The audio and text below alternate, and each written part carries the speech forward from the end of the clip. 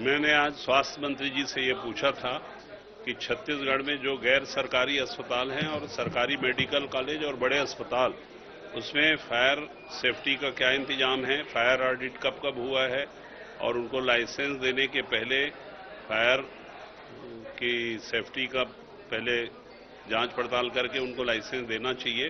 किसी भी बातों का जवाब बहुत ही स्पष्ट रूप से सामने नहीं आया है। उन्होंने ये कह दिया कि ये काम गृह मंत्री का है, तो मैंने गृह मंत्री से भी ये कहा है कि छत्तीसगढ़ के मेकाहारा जैसे बड़े अस्पताल में और एक प्राइवेट अस्पताल में आग लगने की घटना हुई है। अस्पताल में मरीज असक्त होकर के जाता है और अगर फायर सेफ्टी का और फायर ऑडिट नहीं होगा तो किसी भी दिन दुर्घटना होने पर, आग की दुर्घटना होने पर मरीज वहां से हट नहीं पाएगा, उसको हम निकाल नहीं पाएंगे और कोई बड़ी दुर्घटना घट सकती है। इसलिए पूरे छत्तीसगढ़ राज्य में फायर ऑडिट कराने के लिए और हर अस्पताल का जो उनके फायर ऑडिट के मापदंड में आते हैं, बड़े अस्पताल जहां 30 बेड से ज्यादा हो और जिनकी ऊंचाई 9 मीटर से ज्यादा हो, उन सभी अस्पतालों में फायर ऑडिट कराने के लिए मैंने कहा है और गृह मंत्री जी ने आश्वस्त किया है कि वो फायर ऑडिट करा लेंगे।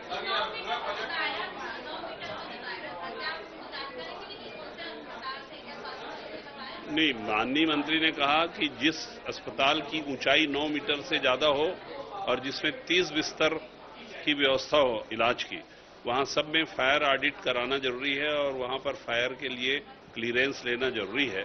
तो मैंने पूरे प्रदेश का आंकड़ा पूछा, वो आंकड़ा तो नहीं बता पाए, लेकिन मैंने ये कहा है कि आप आंकड़ा मुझे बाद में उपलब्ध करा देना और जो भी इस मापदंड में आते हैं 9 मीटर से की ऊंचाई तक वाले अस्पताल और जहां 30 बिस्तर की चिकित्सा होती है, उस सब में फायर ऑडिट कराइए और फायर सिस्टम लागू कराने के लिए जांच करिए, कार्यवाही करिए और होम मिनिस्टर ने कहा है कि वो इसको करवाएंगे।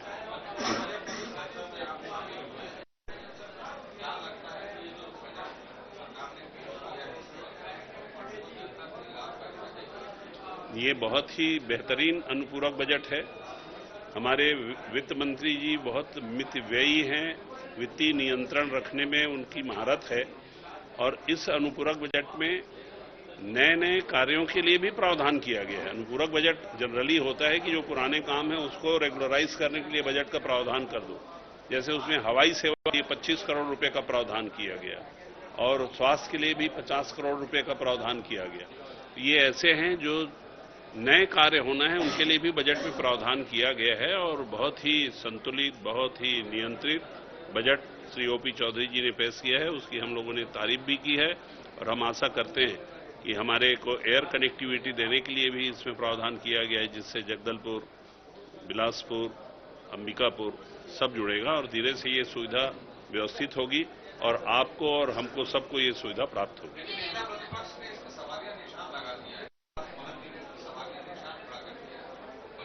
क्या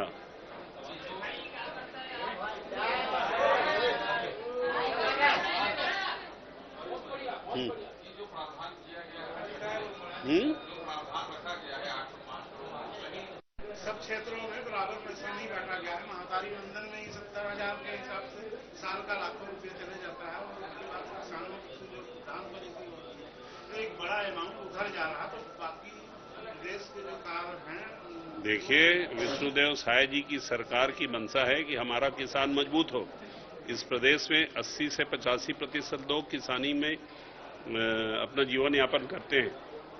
अगर उनको अंतर की राशि 20,000 करोड़ हम दे रहे हैं तो इसमें हमको कहीं पर भी हम पछतावा नहीं है और हम उसे स्वीकार करते हैं। हमारी माताओं बहनों की सशक्तिकरण के लिए 70 लाख महिलाओं को 1,000 रुपया दे रहे हैं। उसमें विपक्ष को तकलीफ हो सकती है, हमको कोई तकलीफ नहीं है। और रहा सवाल विकास के कार्यों का, तो इस अनुपूरक बजट में किसी एक क्षेत्र के लिए ये पैसा दिया गया है, ऐसा कोई प्रावधान नहीं है।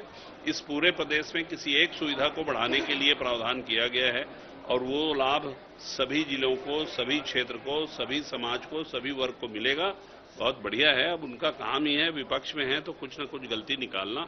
लेकिन मैंने विधानसभा में कह दिया है, पिछले 5 साल जब आपकी सरकार थी तो आपकी भूमिका भीष्म पितामह के समान थी कि आपके सामने अत्याचार भी हो रहा था, भीष्म पितामह के सामने में अत्याचार हो रहा था द्रौपदी का चीरहरण हो रहा था, पांडवों के संग अन्याय हो रहा था, भीष्म पितामह कुछ नहीं कह पाए। उसी तरह से हमारे वर्तमान नेता प्रतिपक्ष भी पिछले 5 वर्षों में कांग्रेस की सरकार में उसी रोल में थे।